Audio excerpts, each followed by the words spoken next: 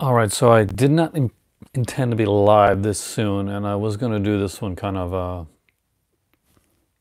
taped, but kind of on my way to bed. So I figured the quickest way to get this one up and to do this one well is to do it live. So I've got some pickups that I got over the last couple days. One that I picked up today. So there are two 4Ks, and even if you look at my thumbnail of this one here, I kind of kept it hidden because that way you've actually got to watch the video and you just can't go by the thumbnail. So first off, I got a couple of the cheaper ones, and then I get into the 4K goodness, which I kind of want to talk about. But first off, yesterday I did a video that and let me know if I'm doing too many videos lately, because I am trying to put more content on my channel, and hope that it's coming across well, and that you guys are enjoying it. But I've noticed that the last video or so, it's doesn't, let's just say it hasn't got as much traction, and which was really a little disheartening, because it was something that I really put a lot of work into. But the feedback that I've gotten so far has been good, so thank you so much for that. So I got 4 things that I picked up today that I want to talk about. So first off is one that fits in with what I was talking about yesterday. I talked about the Halloween set, and like which Halloween set you should get, and my opinion on that. Hey, Kirby Glover, you caught me right at the beginning this time. So I picked up today. It was on DVD rather than Blu-ray, and that was the theatrical cuts for Rob Zombie's Halloween and Rob Zombie's Halloween 2. If you've ever heard me talking about these films, you know that I'm not the greatest fan of the films, but I'm a completist, and I do like the theatrical editions of these films much, much better than I liked the director's cuts of either of these films. Hey, Rich. So, you know, I've been looking around for the Blu-ray for a while. I hadn't seen it anywhere. I didn't really want to spend a lot of money on it, and I saw it at like basically in a $5 bin at Walmart. So I thought, you know, why not? Oops, complete my collection live, guys, and just grab the 2 that I didn't have, so I can just put this with my other ones. And when I do like basically the watching of Halloween that I do every year, I can actually now watch every film and every version of every film, which I think I'm going to do this year. I didn't do it I watched every film last year, but I didn't watch every version of every film, and this is going to complete that. So the fore making of the first film is really, really good, Rich. I really like that, actually. It's on the box set, the one that I showed last. If you saw my video last night that I made, and I think you did, then it's on that set. So this was the only thing I was missing. For some reason, the theatrical cuts were not available in the box set. They were taken out at the last minute. Just, I guess, for space, I had to put in the extra bonus discs. So I picked that up. And speaking of like kind of Carpenter stuff, there's one that I've been meaning to pick up for a while, and there's like 4 on this one.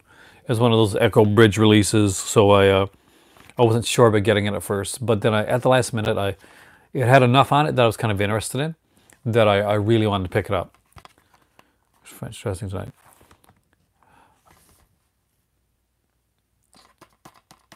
I don't remember that one. I don't know if I've seen French dressing, to be totally honest with you. I love Ken Russell stuff, and sometimes, to be completely honest, some of his work I find takes more than one sitting before I kind of get into it. But that being said, I don't remember that film at all. So I'd have to check into it and see if it's a newer one, or if it's an older one that I just missed out on, or it's one that may have had a different name that I don't know about. But anyway, so I picked up this one here. Yeah, I actually really like Ken Russell. Hey, Savannah, how's it going? I picked up this one here. This is a 4-pack, and unfortunately, they're all on one disc, which is kind of disappointing. But it's Echo Bridge, so you know you kind of expect that. But the Ward with John, you know, it's a John Carpenter film that I didn't have, and I kind of wanted to own it. So hopefully this will get a good edition down the road. Unlike a lot of people, I didn't mind this film. I actually thought it was okay. There's a second one here called Spliced, And the plot line was really interesting. It's something that I was kind of interested in checking out. Now, here's the thing. I own like this on its own. I picked up a while back with a bunch of other like kind of like low budget films. I didn't know I owned it. It had a very different cover on it, but it's nice to have them all in one pack like this too. It also has a movie here called The Frozen and something called Greystone Park, neither of which I've seen, but during Halloween, it's always a good time to have a few like, kind of like what you call them, unknowns. So with that being said, I picked up two 4Ks today. Now, today was my better half's birthday, and she's a huge Star Wars fan. She's probably the biggest Star Wars fan I know. Now, when I was younger, I knew a guy by the name of Clark, and he went to school with me in Lakeshore, Ontario, Mississauga. And he had seen Star Wars, the original, because it was in the theater at the time, around like 7 times. And we used to play like lightsaber battles with sticks and stuff. Yeah, it's the multi-pack's always fun, Rich. So my better half wanted to grab this one, and I think it's going to be like a lot of like kind of cheesy fun. Do I watch any Hitchcock in preparation for Halloween? Some. I mean, like I try to choose different ones, but Shadow of a Doubt is usually one that I'll always watch. I like Shadow of a Doubt, Strangers on a Train. I think Rope is gets a raw deal. I think Rope is underrated. So I picked up for my better half Solo, a Star Wars story. Star Wars story, right? And I'm actually kind of looking forward to this. It's not going to be kind of like gritty like Rogue One, or it's not going to be like kind of the epicness of like of The Last Jedi. It's just going to be a fun little movie. That's kind of what I expected. I don't expect this to be like I expect this to be fun and kind of lighthearted. And from what I've like heard overall, that's kind of what it is. It's kind of a fun, just like lighthearted sci-fi romp, and that's kind of what I'm in the mood for with this type of stuff. And I like to see more of like actually like that. We don't have to always take ourselves so seriously. It's a franchise that we enjoyed as kids, and sometimes we just put too much into it, and you get a lot of like venom and vitriol, and a lot of like toxicity within a fan base that we really don't need. And that's enough about that. But anyway, I got this from my better half. She's actually very excited to check it out. She was going to watch it today, while I was at work, but she never got the chance to do it. But hopefully we'll get to watch that very soon. Now, last but definitely not least, and the one I'm probably most excited about today, is everybody has been talking about, like, in the horror 4K that's been coming out recently, and everybody's been talking about John Carpenter, and the fact that there's a really great John Carpenter 4K that's out there. And it's true, there is a really great John Carpenter 4K that's out on. There's a really great John Carpenter movie that's out on 4K, and I had to go out and pick it up. So, can you guys guess what this is going to be? I went to 4 different Walmarts, checking around to find a specific movie on 4K. I'd heard like some decent reviews, and I knew that I wanted to grab it. So I knew that's what you're going to say. And John Carpenter is, as you guys know, if you've been watching my channel, he's a favorite director of mine. And this is one of my favorite John Carpenter films. Oh, okay. Yes, I'm going to draw it out by answering Kubrick Lover's question. Is Ghost of Mars a good time in Europe? Actually, the first time I saw Ghost of Mars, Kubrick Lover, I really didn't like it very much. I don't know if I went in expecting too much, and I think that's partially the case. Hey Jace, how's it going, man? Long time no see, dude. But I think going back on Ghost of Mars now, hey again, how's it going? I would actually say I liked Ghost of Mars, and I think I probably gave it a bad rap back in the day. I don't think it's as good as a lot of his earlier films. I think Ghost of Mars is kind of one of the lesser Carpenter, but still it's a fun little romp. Escape from LA is definitely not a great film, and it's not Escape from New York. But even a bad Carpenter film is actually pretty good when you putted up against a lot of regular films. So I did pick up what I consider one of the definitive Carpenters on 4K today. It was a really big deal to grab this film. It's something that means a lot to me, and I'll explain that actually. But I picked up on 4K today, Christine. No, not Halloween. Like I specifically led you all to believe. I actually grabbed Christine. Actually, Halloween thing and Solid Precinct 13 are fantastic films and definitely deserve a 4K release, by the way. The 4K of Halloween is actually supposed to be really, really good. It's not supposed to be like, it's supposed to have a good color grade on there, and there's been some like mixed opinions on like some of the darkness of the new Halloween. Now, everything that I've read on this one here has been extremely positive. This is a significant upgrade from even from the Blu-ray that came out from Sony last year. The coloring is really good. Find a movie, Salem Precinct 13, only on Mars for good stars.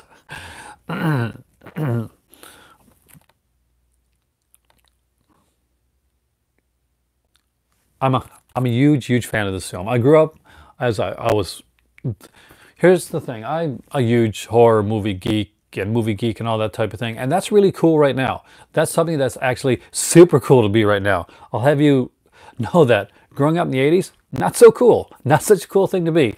So I remember picking up in my library a copy of the book Christine, and being the geeky kid that's reading this book. And it's a book about this geeky kid that gets the good-looking girl and gets this really cool car that kills off. Oh, there's the indicator booklet. I would like to have the indicator one as well, actually. But Christine is something to really seriously. If you haven't picked this one up, if you're a 4K fan, apparently this is like. No, I don't have it, Ken. I've got the Sony release. I don't have the indicator release with the booklet. But I had to pick this up. From everything that I've heard and everything that I've read, this is like going back and watching the movie in the theater. It's really apparently that good of an upgrade from the sound and the picture quality, good grain quality on this one apparently. So I'm actually going to open this one up right now on camera. And I was listening to like a couple of older podcasts last night when I got off, because I couldn't sleep. It was one of those, I kind of had one of those things where but the worst thing for me is that if I listen to a podcast, I say, okay, I'm going to listen to a podcast, I'll go to sleep listening to the podcast. But it's a really good podcast, I stay awake and I'll listen to the whole thing. And it defeats the purpose. But a good podcast is a good podcast. Oh yeah, I know. There's way too much stuff coming in October. So, and yesterday, did I freeze up here? I think I froze up. So, first off, if you can still hear me.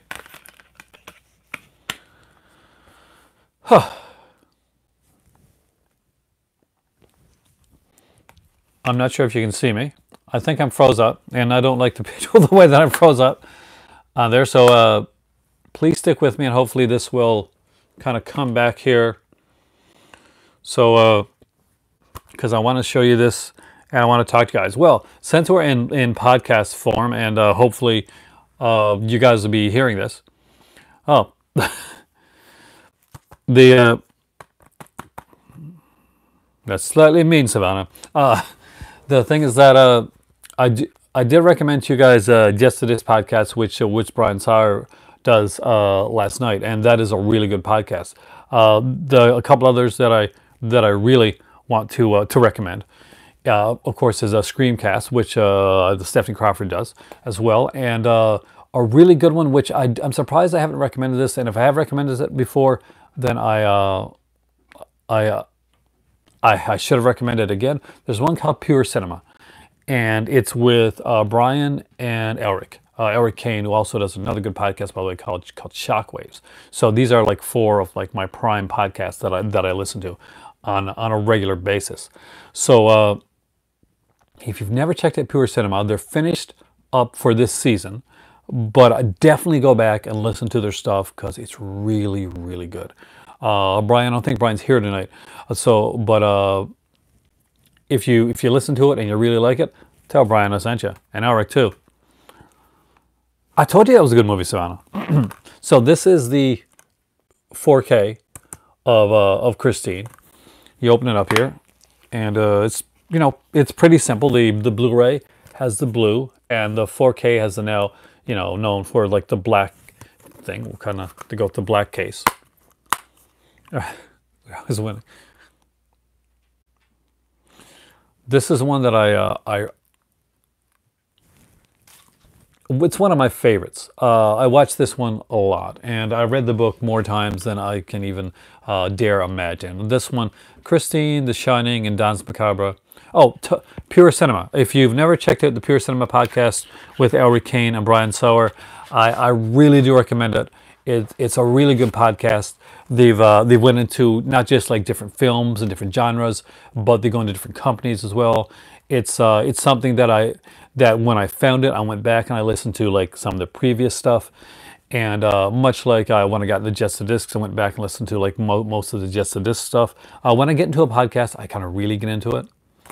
Apparently, I haven't watched it yet. I just unboxed this here and unwrapped it tonight, Culture Trini. But from everything that I've heard and everything that I've read online, this is supposed to be an amazing 4K transfer.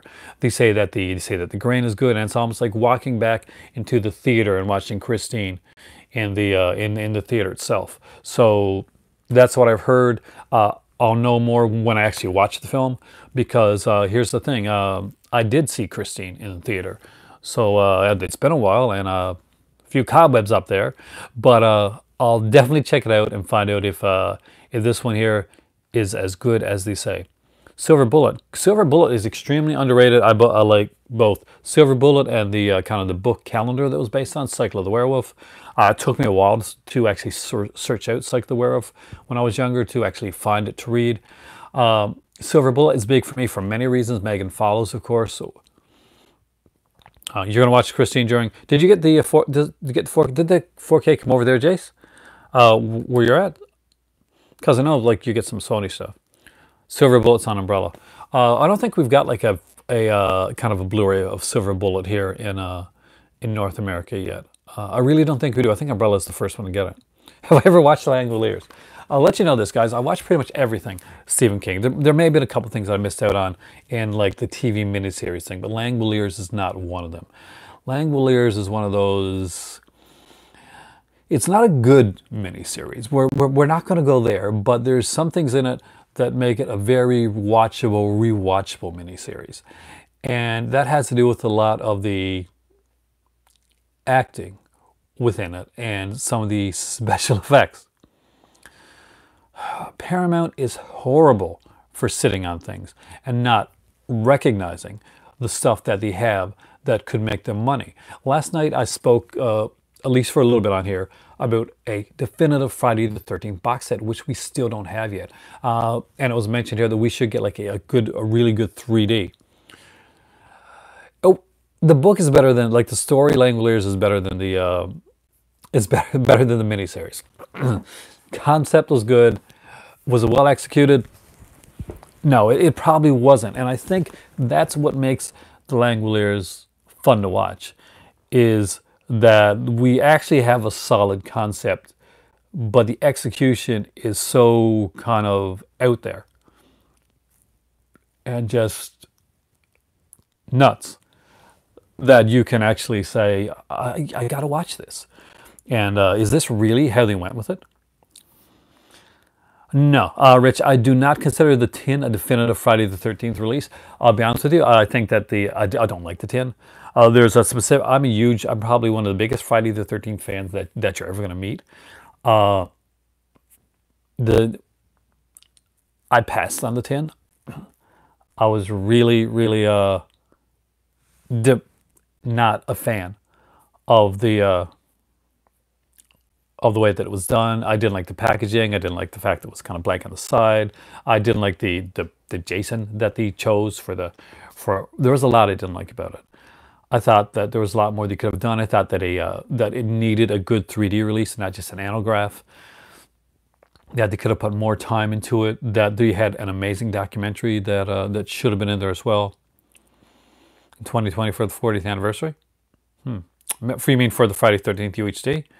Probably. I don't. I still wonder if we're ever going to get a definitive Friday the 13th 10. Not 10. Please, not a 10. But a Friday the 13th edition. So no, I'll be honest, Rich. I don't consider the 10 to be a definitive edition. I think that, to be totally honest with you, the $24 with the slipcase edition that you can get out there, it's missing the New Line films. But I'll be honest with you, the New Line films don't exactly, for most Friday fans, they don't count that much. They're nice to have. But I don't think it so much has to do with the rights when it comes to Friday the 13th, because a lot of the rights are blanketed under one. It's not, look at what they did for the Halloween set, with as much of a rights hassle as that is. If somebody really wanted to do Friday the 13th right, if they really wanted to do the Friday the 13th franchise right and do it correctly, somebody like a Scream Factory could go out and make those efforts and make those and do kind of what they did with Halloween. The reason Halloween was thought never to happen, that the box set was never going to happen, basically, at least here in North America, was because the rights issues were a logistical nightmare. And the only thing I can think to have rights issues, probably like even in a similar state, would probably something like Texas Chainsaw Massacre or something like that. Where there's different films and different companies, different distributors. But Halloween was a hell of a hard one to get together. And Friday the 13th is actually less so. But they don't want to put the effort or the work into it. They put out the deluxe editions, but they still couldn't be bothered to grab the downgraded Halloween box set. Do you mean the 10 disc one? I kind of want to get that one to go along with my 15 disc one, because I want the artwork. I like the artwork on those two cases, and I like the artwork on the interior of the case as well. So I kind of want to have both. I'm greedy that way. I'm a big Halloween fan. So about the director's cut of 6. That's director's cut of 6 is a must-have, because as you know, and as I've said on here, and as Ken has mentioned, me saying on here before, fuck Joe Chappelle. Really, just fuck you, Joe Chappelle. I really don't like you. I've never met you, and I don't like you. But I won't get into another Joe Chappelle rant, because I get into those every time I talk about Halloween 6. But yeah, I think that the effort hasn't been really put in there. Paramount looks down upon the Friday the 13th franchise. Yeah, he deserves. See, Joe Chappelle.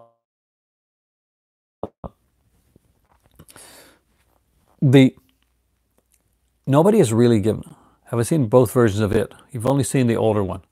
By the older one, you mean like the Tim Curry one, or do you mean? Yeah, I have seen both versions of it. Of course, we've only seen it Chapter 1 of the new one yet, and that's the 2017 one with Bill Skarsgård. And fantastic cast. And I went in to watch the movie, the new theatrical version of it, and pretty much Tim Curry's amazing. Thinking that, one, Tim Curry's amazing. I'm an awesome.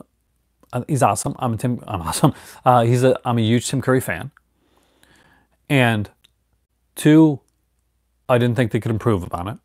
I thought they did a great job, and especially considering that they did it on a TV miniseries budget, people continue to forget that it's a TV miniseries and try to compare them together logistically that way, which I don't think is fair. And three, I just didn't think Bill Skarsgård was going to do a good job with the film, or playing Pennywise. I thought they had a definitive. I was wrong. Bill Skarsgård did an amazing job as Pennywise. They put together the movie in a way that I couldn't have even imagined them doing. And Tim Curry is amazing, and he is the definitive television version of Pennywise. But Bill Skarsgård, he really, really becomes Pennywise. He had the miniseries, what? Now, did you hate the miniseries or did you hate the second half of the miniseries? Because the first half with the kids is really good, and the second half really isn't. And that's my thoughts on the miniseries. I love the first half of the miniseries. The second half really let me down, and it's much that same way in the book. The first half of the book, with the kids portion of it, I really enjoyed. The adult portion of it, it dragged. I found it harder to get through, and there were like some concepts there that were a little like I was unsure of, like the turtle and all that type of stuff. Everybody knows about that's read the book, so I don't really need to get into that. But yeah, the first part of the miniseries I think is pretty damn good. It's really good. The second part of the miniseries, it really dragged for me. And even though they had some fantastic actors playing in the adult roles, I do think that it was a little bit on the boring side. Hey, Jose, how's it going? But I do think that, and this is the thing, I think that, and this is my worry, and yeah, Jason, I totally agree. Not only is it a great film, it's a great coming of age film. For the and the 2017 was amazing. They just cast perfectly for all those roles, and I do see that they've casted the roles for the adults very well. And one thing that gives me a little bit of hope and makes me happy is that they said they are going to go in kind of a different direction in some ways with the second half, with It Chapter 2. We're going to get a bit more on the Pennywise aspect of it. We're going to find out a bit more on his on the origins of Pennywise, whether it's the creature or it's Pennywise the clown, the dancing clown himself. I'm not quite sure, but I do think that something else has to be put in there, because people can go on and tell you, and and that's their opinion, that it is this fantastic novel, but I think it's a half fantastic novel. The concept of the character is really great, but for me specifically, I lost like 2 viewers when I said that, by the way. I think that the first part of it is incredible, both the book and the TV miniseries. And the movie, the 2017 movie, is one of my favorites of the newer horror films, and it's one of the things I'm going to be watching here. I'm going to actually do kind of a, what do you think of this? I'm going to do like over Halloween, just over maybe like a night or two. I don't have a lot of 4K like horror releases, but I'm going to kind of like over 2 or 3 nights I'm going to marathon all my 4K horror that I do have in my collection. So I'll be watching it. I'll be watching Christine. I've got like the Purge trilogy, so I'll be watching the first Purge. I don't think that the other two like qualify as horror films, but the first one, they were it's unintentionally hilarious, but they were trying to make it a horror film. And I've got some ones that you guys are going to think are pretty horrific, like Van Helsing and Dracula. What's it called? Dracula Untold. Really surprised me. Does anyone of the studio releasing this on writer's cut? He did speak about that a year ago. I don't have the NECA. That actually, I like to see that. Because they did say there was an uncut version of it that was supposed to come out. And some people were saying like, well, I'm going to hold off. I'm not going to buy the It release that's coming out right now because there's an uncut version coming out. But I think pretty much everybody went and bought that It release. I know I did. I was there. Like, I grabbed it the first day. No, it's not really good. It's fun though. Here's the thing: the concept, the Purge has a TV series going on right now, and but the Purge, there's been 4 movies that have come out. I've seen 3 of the 4 films. Oh, Dracula Prince of Darkness. I love those movies, by the way. Do I have any horror movies on Steelbook? I do. I don't have them around here right now, but I'll show you in probably my next video. I'll show you some of my Steelbook horror. One of my favorite ones that I got that was actually sent to me, and that was House of Wax. I love the cover for the House of Wax. That's the newer version of House of Wax with Paris Hilton in it. But the Purge, yeah. So I do want to talk about the Purge. I've been meaning to talk about it for a while, especially that I'm like 3 episodes into the TV series right now. I have Amazon Prime, and it's like an Amazon Prime original series. It's there's been a lot of complaints about the series. I'll address that in a few minutes. But The Purge, when it came out, was had this high concept, which was kind of ridiculous. Basically, what seemed ridiculous before today's political climate, and basically the idea is that for and as you know, like there's been 3 movies, 4 movies come out. It's like in a TV series, so 24 hours you can do what you want. You hear this like thing alarm, and you can like rape, pillage, kill, all that type of stuff. I love to see The Mist on 4K, by the way, Jay. So that would be a great release, and I love to see it in the both color and black and white version, because I just don't want to see the color version, because the black and white version is amazing. So but they take the big concept behind The Purge, and maybe it's because they didn't have a large budget for the first one. I'm not sure. Exactly. But the thing is that they make it into a home invasion film, and not even like a really good home invasion film. But there's one thing that must make you watch The Purge. If you don't see it for any other reason, there is an actor in The Purge, and it's not that he's a bad actor. He just really, really hams it up and really chews up the scenery. He's magnificent to watch, and he's a blonde guy, and he's kind of like this preppy kid, and he's like, you must let the man out so that we can have a God-given right to purge. It's hilarious. He's fantastic. He's the reason to watch it. Now, Purge 2 and Purge 3, the sequels like Election Day and all that, they're actually really good action films. They're the best Punisher films that Punisher films ever made.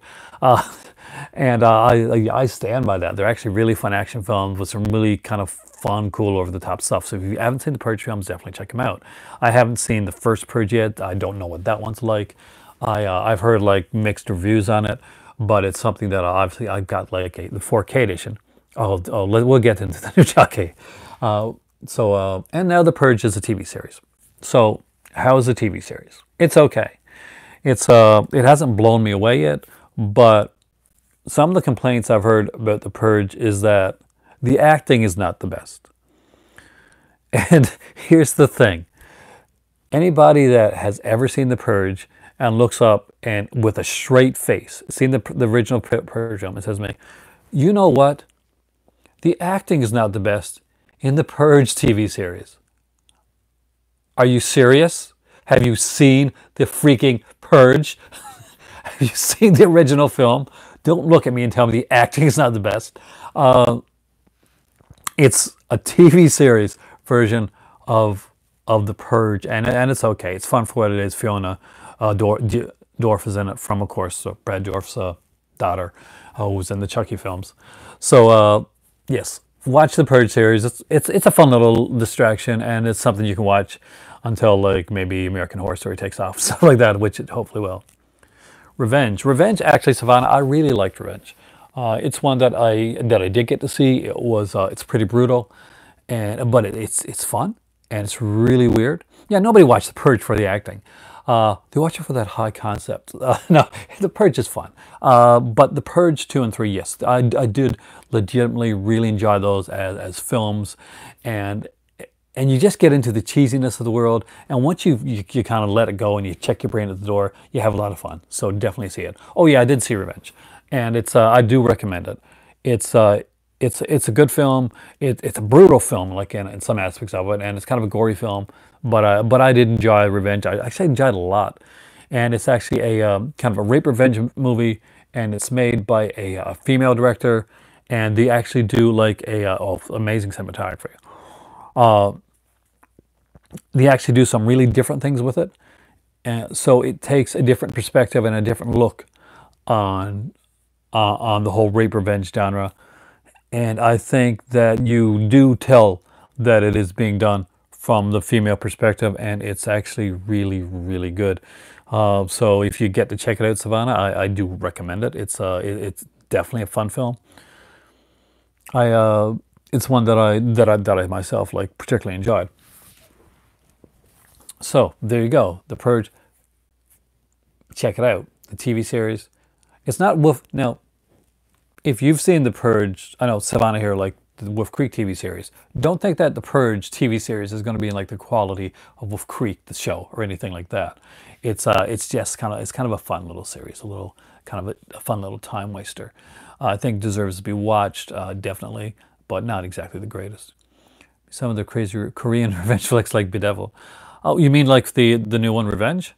You know, I got Bedeviled here. It's been a while since I've seen it. I should probably actually, God, I should probably go back and rewatch that one. Maybe that'll be one for Halloween this year. I'm trying to get like different stuff. That's why I kind of grabbed this. Yeah, the Wolf Creek TV series is amazing, and Purge isn't in the same quality, but I think it deserves to be watched because I want to see some different stuff. I wanted to like get some different stuff for here for Halloween, and I do want to do like a 4K horror marathon. I'm hoping that that the Halloween edition will I'll be able to get that one as well in 4K, so I can watch like the 4K edition of Halloween during this Halloween season. If it comes in on time, I should have a couple kinos coming. Actually next week.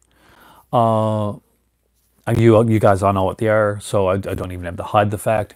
The Night Stalker and the Night Strangler, two amazing Dan Curtis films done with Darren McGavin. That would, of course, bring the Kolchak, the Night Stalker TV series that will come and last for one season, would be influential enough that it would go on and inspire many other shows. And I guess the most famous or infamous, whatever you want to say, series that inspired by Kolchak is, of course, the show X-Files.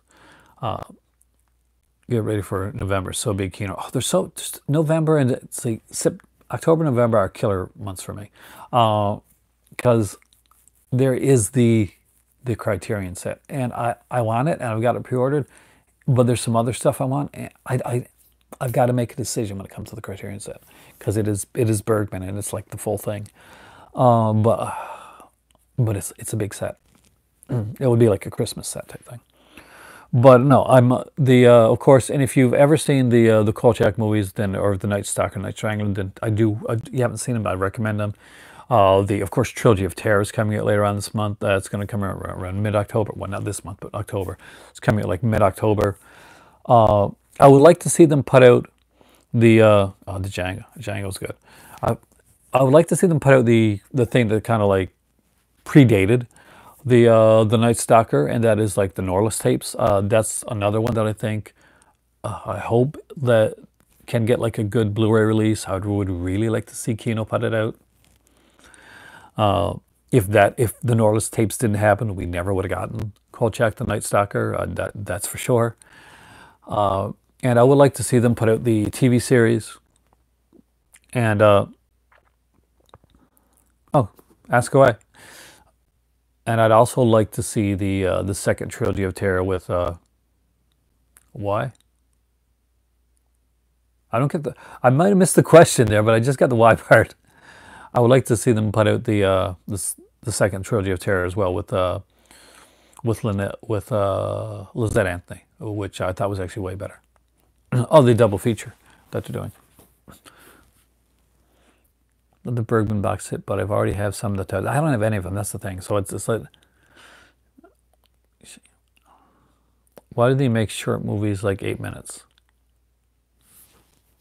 You mean short films? You mean like film shorts? Sometimes you can do a lot more with a short than you can do with like a longer film. And I'm going to give a good example of that. I really like the movie When a Stranger Calls, but When the Stranger Calls originally was a short. It was a short film. It was around maybe 15, 30 minutes long, something like that. Hear from the finale? Yes, you are. And it worked better as a short film, and it does. It gets a way to show off the director's talents and the people that the director works with. Like the original Evil Dead, of course, was a 30-minute long film. The original Lights Out is 10 times more terrifying than the Lights Out that became the actual feature film. That's still one of the films that if you have not seen the short for Lights Out, I recommend it, but I don't recommend watching it before you go to bed, because, and I'm going to be completely blunt here, I find it really terrifying. Much like the one with the phone call, I find that one terrifying as well. It frightens the crap out of me. There's certain very few things that frighten me, but a lot of shorts and short films I find where they are shorter, where they do have to kind of get to the point. And the oh, if you've seen the movie, go Savannah, go and like YouTube after this video. Don't do it now. Uh, the short Lights Out, or you can do it now because it's only really short, and watch it and get back to me and tell me how you think that creature looks as opposed to what we see in the film. Yeah, it's much more terrifying than, of course, we see in the film. And I'll tell you one thing: I did not want to see the original, the long feature-length version of Lights Out because it scared me, and I didn't want to see a larger version of that creature, like on like for an hour and a half long.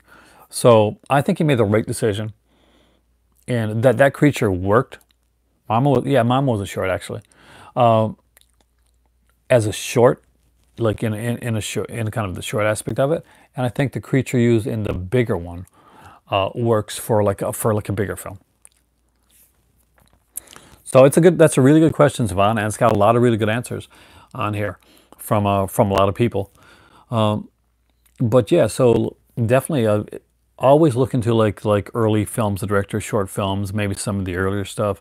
Like when you'll watch like Cronenberg stuff, like you see like his earlier stuff like Rabbit and Shivers and stuff like that. And then you go back further and you like see Stereo and some of the early stuff that he put out. It's really interesting to like kind of delve, kind of like just dive into that, and it gives you a better appreciation for their later works when you see the early stuff as well. Especially if like me, you're not just watching it to enjoy it, but you're actually watching it because you actually want to study the cinema and how it's done. And I've gotten past the point of like just watching films for enjoyment, and to the point where I'm actually studying the films. I saw The Devil. Did you watch that one yesterday? Yeah, it's really really good. Um,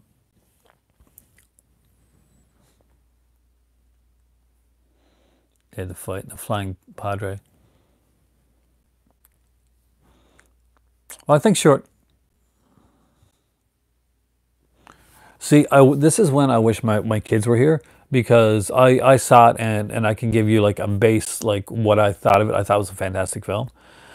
Well, was Predator good? I'm actually surprised. Like I expect it to be okay, but I don't expect much out of it. I'm not gonna lie to you. I expect it to be better than the Alien versus Predator films, but I'm not expecting like a magnum opus type of thing.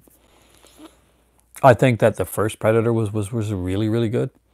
I think that the second Predator was actually underrated. I'm not gonna lie to you there. I do think that's one of the underrated ones.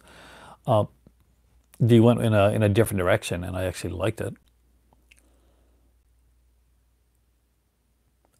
Staring to the camera like I'm saying was here. No, actually, more than likely, I'm just trying to say, read the stuff. Oh, thank you. I actually uh, put a lot of thought into that one. I really enjoyed it. Doing the Halloween one. Yeah, I'm not sure if it's caught on as much as some of my other ones, but it's one that I really had a lot of fun making actually. Yeah, I don't know why. I'm just for the Predator. I want to say that, and let's face it, the Predator could have went really bad when it originally came. If they would have kept the John Claude Van Damme Predator and the look there, we wouldn't have had the film that or the epic, of course, that we have now. But yeah, I really have to rewatch the Predator films again before I'd go and even go and see the new one. But I'll be honest with you, it's not one that I'm looking forward to going and seeing in the theater. Well, we're getting the standard UHDs from Studio Canal. Honestly, probably not. At least not right now. I it's a bit much. If I ever see them somewhere, like if I go to London or something like that and I see them, maybe. But I got really good editions of them, so I don't know if I'm gonna upgrade those yet. Got the special edition of Predator 1 and 2. Is anybody here? I think some people here actually do like Predator 2, like I do. I think it's actually a decent film. I love the opening for Predator 2. I really do, with the in that kind of studio apartment. And that's, if I'm correct, that's Terry Weigel, right? The one that was in Cheerleader Camp, and she did some other films to note. It's comedy horror. It's a bit of a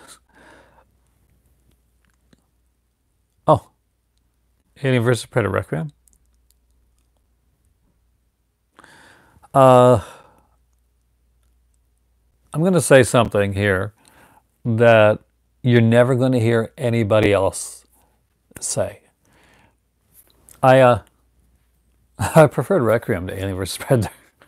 I was not a huge fan of Alien vs. Predator. I'm a fan of the comic books, the Dark Horse comics. And I'm not saying Alien vs. Predator Requiem was a good movie.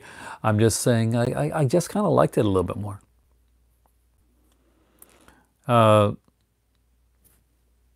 It's because honestly, Alien vs. Predator's not that great. The 4K Carpenter stuff. Yeah, that's the thing. That's just too much. Like right now, if they come out like eventually slowly on this, first time you heard that, yeah, I'll put it to you this way. The concept of where they did Alien vs. Predator Requiem, and the fact that it seemed like a smaller, more intimate film, worked better for me personally than what they did on the planet. Alien vs. Predator Requiem, I take it almost like kind of like a slasher film, a kind of alien slasher type of film. That's kind of how I see it. And that being said, after watching Alien vs. Predator, my expectations were pretty low. Who is Sasha said he used the disc as a coaster? Which one is Sasha? Because this is somebody I probably watched, but I don't remember the channel name. But no, I don't think any movie really should be used as a coaster. That's going a little far. And I've got movies. I bought movies tonight. Oh, okay. That are not my favorite films, but I know that work went into them. Oh, yes, it is way. Oh, I ain't got time to be. Way too dark. I'll agree with that, but I don't think it's as bad as like some people are saying. I mean, like, here's the thing.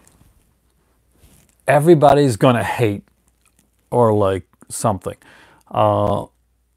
and sometimes it's way easy to, in my opinion, to like rag on something that's easy to rag on.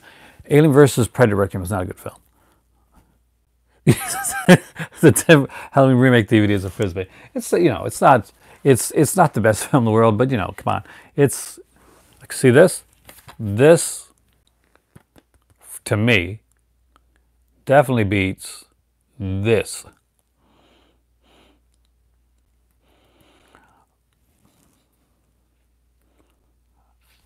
But to give credit, the first 15 minutes of this started out to be like pretty good. Well, except for the cow sequence, but the hospital sequence was said to be really good. Actually, it was really good. The hospital sequence in this film was really good, and then the movie happened. But no, I don't think Alien vs. Predator Requiem. It's a dark film. Obviously, there was not, it's not a great film, but for me, it's better than Alien versus Predator. What's so bad about those Halloween films? Have you watched my earlier reviews on some of the films? It's not for me. Like you are of a younger generation, and maybe it's for you. Or I know there are some people that really enjoy the films. For me, the concept behind the character of Myers, and the whole like kind of like the idea is that Michael Myers is kind of like almost like is evil. It is evil. It is there's not a rhyme. There's not a reason. That's scary. Uh, Watching some kid grow up to be this big hawking guy and have a horrible family life. No, that's not scary. Actually, it can be pretty grating. And the second one is like is probably for me. The second one's one of the worst films I've ever seen.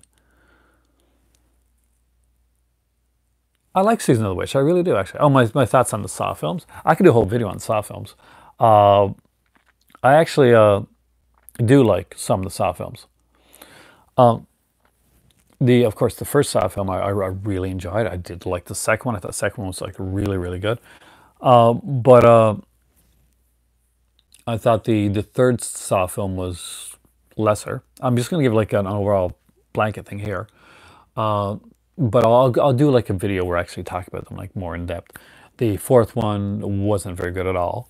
The fifth Saw film really redeemed. With the ending of the fifth one was one of my favorite endings of any of the Saw films. It was just like that's when I really started to like his character. I like Devil's Rejects. The sixth Saw film, good, and the newest one I actually really liked it, and a lot of people didn't. Uh, but uh, but I actually really liked the Devil's Rejects. The first time I saw House of a Thousand Corpses, I wasn't a huge fan. I could see what he was like kind of taking it from, and I'd heard and I think was mentioned that he actually I think it was Adam that I saw on Facebook. Adam, he has a channel, Adam Seymour, and if you haven't checked him out, definitely do. But he that the Devil's Reject that House of a Thousand Corpses was oh yeah, well, Devil's Rejects 2 you can, or part 3, so it's kind of like the ramble thing. But that had planned to be like a Texas Chainsaw. It was his idea for a Texas Chainsaw movie. Like I think Rob Zombie really wanted to do a Texas Chainsaw film, and he got pretty much. He said no. So he took a lot of the concepts for Texas Chainsaw and he kind of reworked them a little bit, and he made the House of a Thousand Corpses. So when you look at a House of a Thousand Corpses that way, you can actually really see where where that comes in at. Jazz hands. But you can see some of that, like the Dr. Satan stuff at the end and all that. It's a little. You can see it was his first film, and he definitely had a vision. But actually, Jesse, I'm going to get into what I think his best film is. But let's do Rob Zombie. Little mini retrospective here. There's a lot of things to like about House of a Thousand Corpses, and there's a few things to not like. But the fact that it was his first film, I gotta say, I gotta give him credit to having done so well, like so early on. We've seen a lot of really bad first films go out there, and there was a lot about this that I did like. Now, Devil's Rejects, I thought was a way more accomplished film than the first one. I thought he had learned a lot when he made Devil's Rejects. There was a stronger, steadier hand, and the script was way more solid. Thought the casting was decently done, and it's like I get the Psycho ones. We'll do a Psycho video actually. I'm not going to attack the Psycho ones right because I want to do a Psycho video. There's a great like guy named Rob Galuzza that actually is like this Psycho expert, like extraordinaire, I would say. He actually made a documentary on it. But I would definitely do a video on Psycho films there, Jace. Something that I actually, especially for the sequels, I got a lot to say about them. But after like Devil's Rejects, I expected like something big and something like kind of like more profound from Zombie, and then came him doing Halloween. I was very, very positive about Rob Zombie doing Halloween because I had seen Halloween 20 Years of Terror, and I know you mean the good way, but and he had spoken like very eloquently on the Halloween franchise, and he said a lot of really good, really solid things about it. And I agreed with a lot of his like thoughts on Halloween in 20 Years of Terror. Apparently, that all went out the window. Oh, on the second one, actually, that'll probably be, maybe I'll make that my Saturday video. I'm still working on like a Where video too as well. If you guys are still interested in seeing that, it seemed like when he finally made Halloween, and I do think from a tactical cinematography standpoint, and from like certain aspects of it, he definitely improved as a filmmaker. But from the, the writing and just the way that he does characters, he if anything he digressed a bit, and that was kind of sad. You could see that he was out of his element. He was kind of a little bit out of his depth when he made the film, in my opinion. Now, this is one guy's opinion. It seemed like, and you can watch, you can see like the progression through the interviews, as like he's getting closer to making it, as he's making it, from him like revering the film Halloween to him like saying, okay, I don't think this, and I always thought, this might be kind of stupid, and how did he really drive, and all this type of stuff. You could see that, you could see, and you could tell, and you could read that he was getting in out of his depth. That's my opinion, and that's my thought when I actually read more on it, and I was kind of surprised with the way that he took the film. Halloween 2, I do think was, he did it for a couple reasons. I think he did it because he wanted to piss off the studio. I think that he did feel a bit of ownership when he found out that other people were gonna do it, and I do think that his concept, if they would have let him go ahead of the concept that the killer isn't Michael Myers, but it's actually his sister. There was some like room to do stuff with that, but I don't think that he's gotten to the point where I think he needs another writer with him, maybe a better editor, because the movie, as it turned, it was a mess. Whether theatrical or director's cut, it was, in my opinion, it was a bit of a mess, and I keep like watching it and hoping that it's going to improve, in my opinion, and it hasn't yet. And though the film does have like a very like dedicated fan base, and that's not me. That being said, it was mentioned like what's like Rob Zombie's like his best film. He's very ambitious of a filmmaker, and he loves horror. That's the thing. I can never knock Rob Zombie for and say like this is a guy that's doing it for the money. Hey Isaac, how's it going? Rob Zombie isn't a guy that's making horror films for the money. He's never been making it for the money. And there'll be people that'll go online and they'll deride him, and they'll say stuff about him. And and I don't like all of his films. That's a given. But I would never say that I think that Rob Zombie did Halloween or Halloween 2 just to make money, because to be completely blunt, to be completely honest, Rob Zombie can go out at any time and do a concert tour and make a lot more money than he's ever going to make off of those films. That's just the truth of the matter. That's that's it's an undebatable fact. But then Rob Zombie would surprise me. I lost all faith in Rob Zombie when Halloween 2 came out. I thought that this was it. This was going to be his end.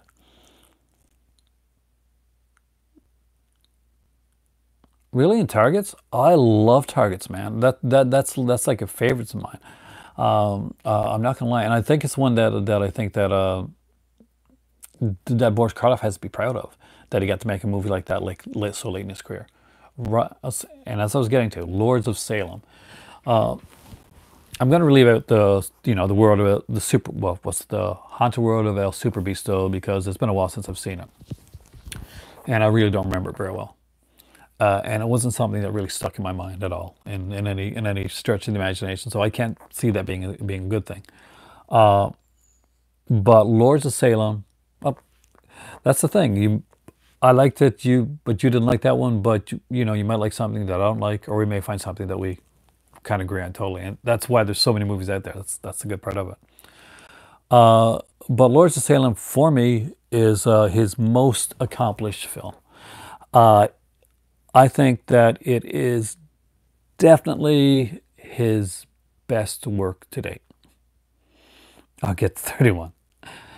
He the cinematography in Lords of Salem is really good. He doesn't. I actually forgot about the Beavis and Butter thing. That's actually really cool. He doesn't pander to his audience the way that you see Rob Zombie do in some of his other films. Lords of Salem is definitely probably his. If I was to guess, you know, if I was a betting man, I would think Lords of Salem is probably Rob Zombie's most personal work, something that he really loves. He's obviously a huge fan of 70s horror. That's pretty much a pretty much a given, I guess. But if you, I do really like. I didn't expect to like it at all. I expected to hate it. I bought it and I didn't go see it in theater. I bought it when it came out on Blu-ray, and I didn't buy it right away. I didn't bother. I didn't go like through nefarious means or download or anything like that. I just bought it when it came out on Blu-ray. I was going to watch it and see what I thought of it, and I was extremely impressed. I thought that that Rob Zombie was growing up as a director and as a writer. Was it perfect? No, there was like some crazy like Ken Russell-ish stuff about it. And Jesse, my favorite Rob Zombie movie is Lords of Salem. I think it's the best work that he has done as a filmmaker. Oh, thank you. Hey, Polly, how's it going? Welcome back, by the way. It's and the movie room is definitely back in its full glory. Hopefully, it's actually been switched around a bit. But I don't know what anybody else thinks. I know there's a lot of people that like have like a serious dislike for Lords of Salem, and it's like just recently they just Targets was, you know, I love the film, but like here we have somebody that actually just doesn't like it that much. 31. Okay, we'll get to it. It's a mess. 31 was a mess. That could have been so good. The opening of 31 with that actor, I can't remember his name right now, and I'm sure you guys will say it for me, is really bloody good. We get a very strong villain with a very strong performance, and I like that. And then we're introduced to the kind of the carnies, and I didn't mind them either. I thought they were okay.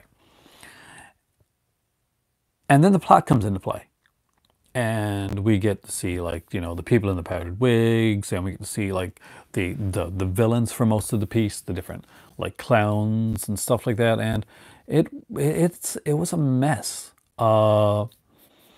And I watched like the thing on Shudder where they like kind of like did like Rob Zombie was talking about it and he was being interviewed, and I felt really bad because I feel like there's a good movie somewhere within like 31.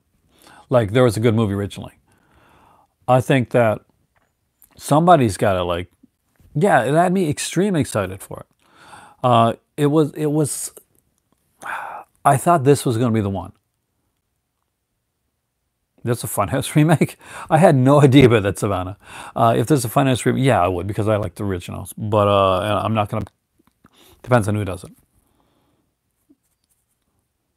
Yeah, that character was one of the best parts, and I find it kind of comical that some people say, you know, maybe he should play the Joker in a film based on that portion of the film. He's actually a good character actor, but he's actually one of the worst parts of Eli Roth. I don't know. He did Knock Knock, and I really like Knock Knock, so maybe that'll be good. But I'm not sure. Eli Roth's kind of hit or miss. He's the worst part he's one of the worst parts of Halloween too. He's got the worst scene. It's not his fault. Like, it's horribly written.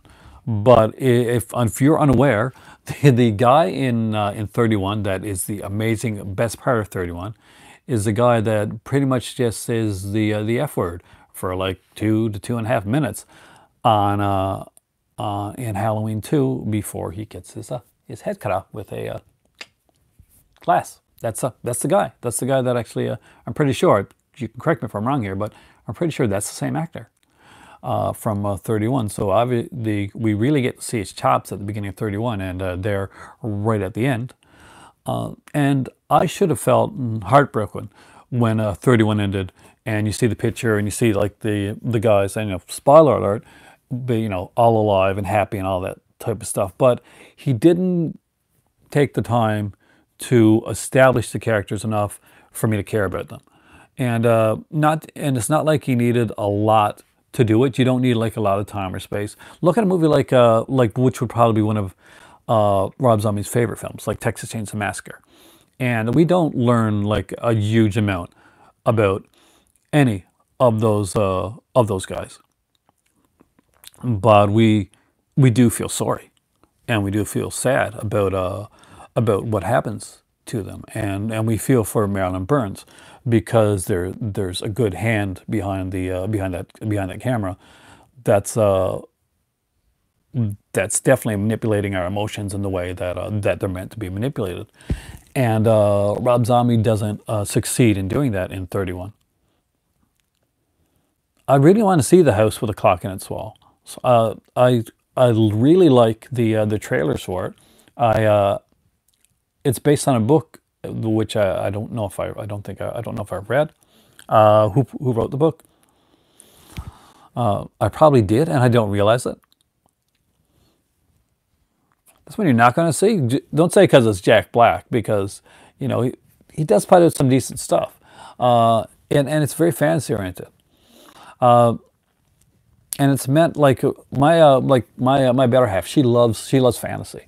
Like Tolkien, she's read all the Tolkien over and over again, and she's a huge fan. Like Lord of the Rings is like one of her big trilogies. That's a big thing for her. So like anything fantasy oriented, she'll definitely check out. Looks like Goosebumps. I thought when I first started to watch the trailer, that's what I thought it was. I thought it was I missed that there, but Eli Roth and Rob Zombie.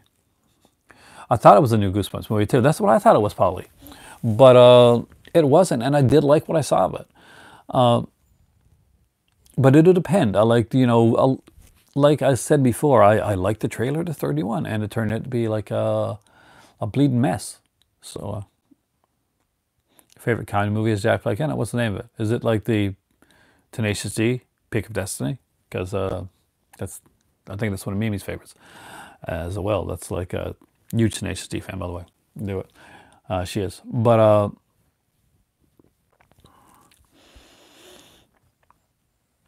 Eli Roth and Rob Zombie are like prey at the altar of the 70s horror film, and they both. Michael Jackson's Thriller in 3D. Oh man. Oh, Shallow Hal. Yeah, that was okay. Gwyneth Paltrow, right? It's been a while. So I modern comedy for me, I like comedy is very subjective. It's really hard. Like you think horror is hard to find like something for people to agree on. Comedy is really hard. I like more over the top, kind of like silly satirical comedy. The airplane films. Airplane 2. I love the movie. Oh God, what's it called now? Student Bodies. That's a favorite of mine. It's a silly film, and a lot of it doesn't make any sense. But I hear the words "horse head bookends," and it just makes me want to giggle every time. And if you haven't seen Student Bodies, see it and find out why. Are you laughing during horsehead bookends? It has a lot of like really kind of so silly, amazingly quotable lines in the film, and even a portion where they get their R rating is done as a joke. And I do recommend watching Student Bodies, and right alongside it, watch Return of the Killer Tomatoes. I as a double feature, kind of think those kind of work. And I'm always like double featuring things in my head. It's a little obsession of mine, so I apologize if that if that bothers people, but I'm always doing that. But yeah, Student Bodies is a favorite. I've always loved the movie Student Bodies. It's like the opposite of Club Dread. Club Dread is one that Student Bodies is one that I didn't think I was gonna like, and I found it and I watched it and I loved it, and I've rewatched it many times. Where's the movie for 2014? Horse for 2014. I don't know which one you're talking about actually. But Club Dread was a real disappointment.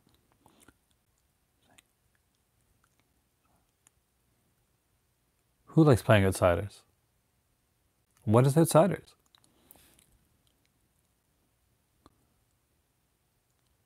Oh, The Loved One was an Australian film. Well, I think I thought honestly, The Loved Ones is like a. I guess that's one of the best kept secrets. It's a.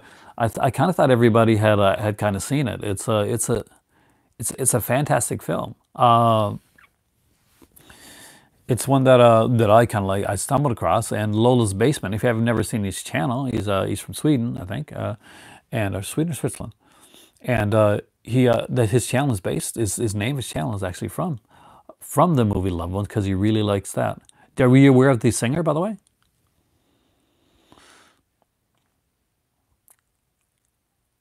Hand of Love. Did you know the song? Oh, so there you have. We got people here from Australia. Did you know that Jace, or I think Jace's still here, and Savannah, had you heard the song Pretty Enough before Ricky? Yeah, Ricky's awesome. Yeah, actually, I got no one lives here somewhere. That's the one with the guy from, I think Dracula Untold, the guy from Dracula Untold's in that, right? You know, the star of it. I watched it, but I don't remember it. I'm gonna have to do a rewatch for that one. There's a few that I got to rewatch because there's a time when I was like watching some, and I was kind of watching so many that some kind of blended into one another. You have the song. The song fits that movie so well, and I love the song. And that's not normally like totally my type of music, but I really do love that song. Much in the way that uh,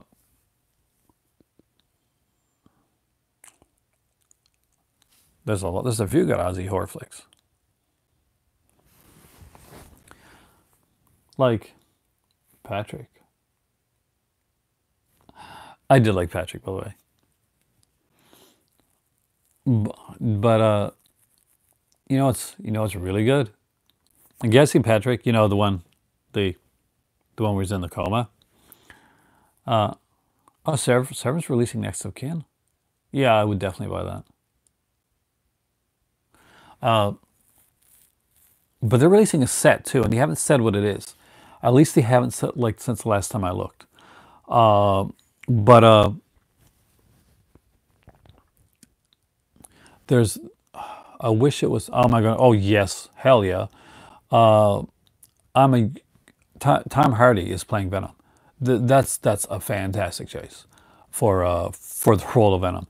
And there are people that are peeved that that Venom is going to be like is like Spider-Man is not going to be in the Venom film, and I'm actually very glad about that. I think that they can actually very easily disassociate it from Spider-Man. Oh, I would kill for Emmanuel said, dude. Uh, I I'm a huge fan. Venom should have been rated R. Uh, I don't think so. I can see like a rated R cut maybe like coming. Maybe if there's a rated R cut for like the release, but it's rated PG-13, and PG-13 is not like uh, a bad rating for a film with the character of Venom. To be totally honest with you, uh,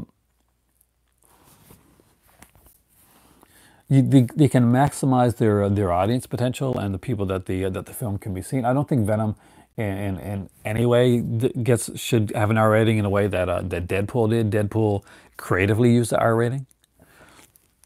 like to be completely honest with you, like much more creatively would use an R rating. I think if they did an R rating for Venom, what really all they really be doing is just putting in a little bit more gore for for the for the gore fans. And I don't think that Carnage is going to be a huge part of this film. I think Carnage is going to be a very small part of this film. And I'm glad because, can I be honest with you, I don't think Carnage is like the greatest character. Interesting, yes, but much more interesting in the idea behind like a Venom film. But you realize you're not going to get to see like Carnage really till the sequel. You're going to get like probably like some sneak peeks, but you're going to get like a bunch of symbiotes in the in the first one, and that's the thing. Yeah, Carnage looks like gore, but the thing is that the first Venom film is coming out. It's coming out with a PG-13, and you can do a lot of like pretty gross stuff with PG-13. By the way, guys, just go watch Indiana Jones and the Temple of Doom.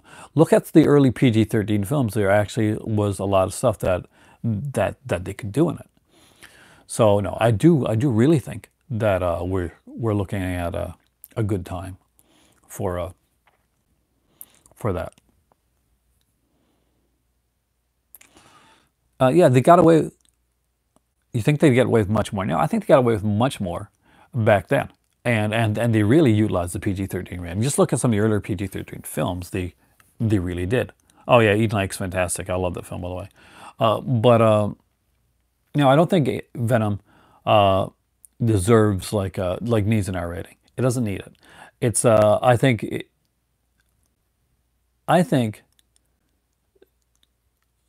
that what's going to happen with what would happen if Venom was just an R rating. I don't think it. Walking Dead. I tell you what, I'll do I'm going to do a zombie one episode in the near future, so I'll talk about Walking Dead. At that point, I'm actually getting close to the end of this video because like it's after 4 o'clock in the morning here. I got to work tomorrow, but I had to talk about the Venom thing because I really do. I strongly believe that the PG-13 is the correct rating for the film, much in the way that I strongly believe that the Joker is going to blow us away in a way that that we don't expect. And there's big zombie news. There's a reason I'm going to do a zombie video actually fairly soon. I kind of want to do, Dylan, I want to do the 31 Days of Horror series, but here's the thing, and this is going to seem kind of silly. It's a, you can visit anytime, Savannah, by the way, is that I almost feel like the more videos I make, the less they get looked at. That's it's silly, but I've tried to make more videos in the like recently, and yeah, the last video, the one I did last night, and I took a lot of pride in it, and it's like it's just got to be like 100, maybe 100 views or somewhere like that, and I don't really do it for the views, but it's nice to sometimes feel appreciated when you do like when you pour like a lot of work into something. And I did pour a lot of work in yesterday's video, and I was disheartened by it a little bit, which is kind of silly. I regret saying that, actually. I shouldn't be disheartened at all, actually, because I really enjoyed the video and I had a blast making it with you guys. So yeah, screw that. I like making the videos. Maybe we'll do 31 Days of Horror. No, what Rob Zombie's The Crow sequel. Oh, I don't know if Rob Zombie's the right person for The Crow. He's the guy that wanted to make a blob movie. Okay, Savannah, ask me my question. It's probably going to be the last thing that I may have to answer on her. Exactly.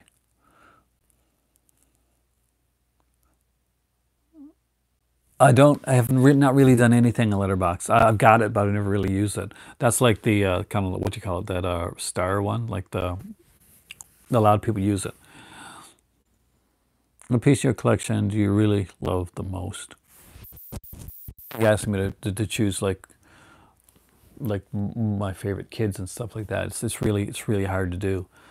Like there's different things for different reasons. When I showed the Halloween set like last night, that was that film set to me. I James Bond is definitely is up there.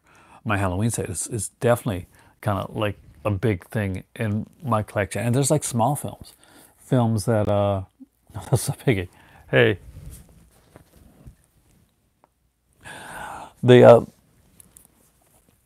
it's really hard to say. I've got a DVD of Battlestar Galactica, the movie, that went out into the theater, and it's autographed by Richard Hatch, who I got to meet. Rest in peace. So there's certain ones that have like meanings for me for different reasons. The Halloween set I thought could never happen, so that probably has a huge place in my heart. My Laserdisc collection. Never forget. What did you think of Anthropicus, by the way?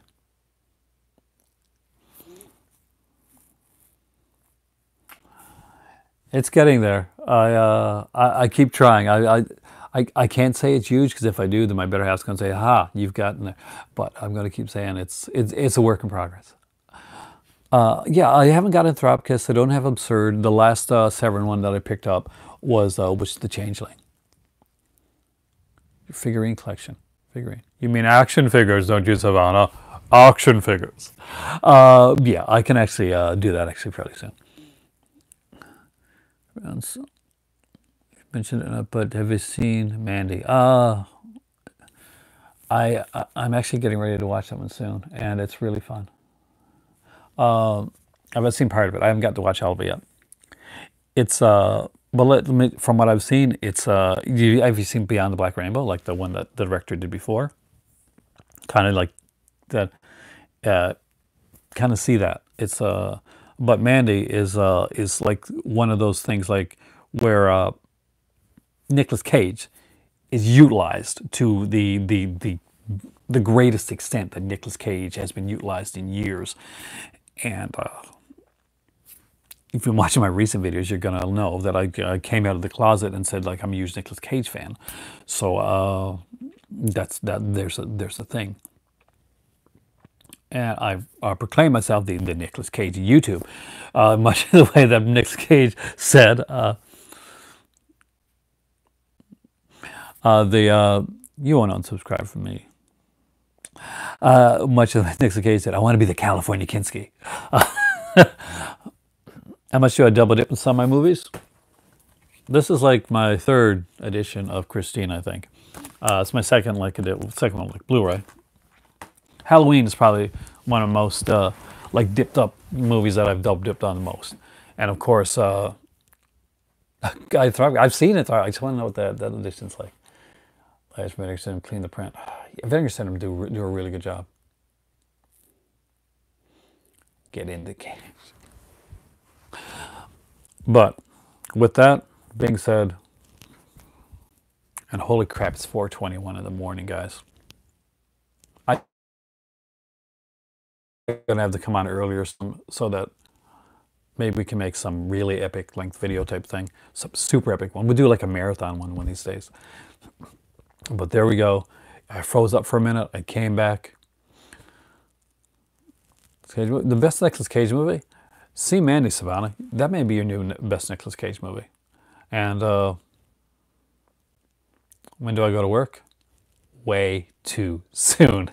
Have a great night, guys. For me right now, it's probably gonna be time for tea because I'm gonna need something to like just to wind me down before I go to work. So and I gotta get a couple hours sleep. Have a great night. Thank you guys for being super awesome, super fantastic, and I will see you again here in the movie library. I am Professor Pin. I am the Nicolas Cage of YouTube. See if that catches on. And you guys are the movie club, and you guys are awesomely fantastic. Have a great evening.